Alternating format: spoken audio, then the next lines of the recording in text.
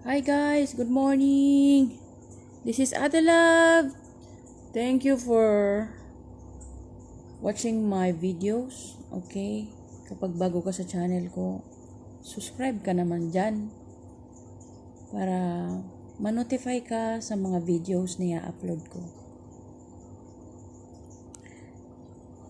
Ang topic natin ngayon guys is paano nga ba hindi tayo maapektuhan or masasaktan kapag tayo ay na-ignore. Ano ba yung na-ignore? May Bisaya man ko.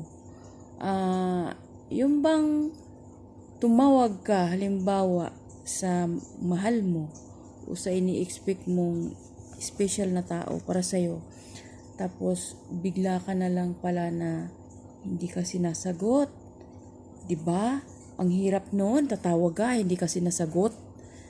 Lalo na kung ka-LDR mo siya, tapos hindi ka sasagutin. Ano ba ang pakiramdam ng hindi sinasagot? Masakit ba? Naiinis ka ba? Naasar ka ba? Masisira ba araw mo? Yan po ang magiging topic natin. So, bago yan, subscribe, hit the bell below, and comment para ma-replyan ko kayo kung ano man ang mga itatanong nyo sa akin. Abangan! Abangan!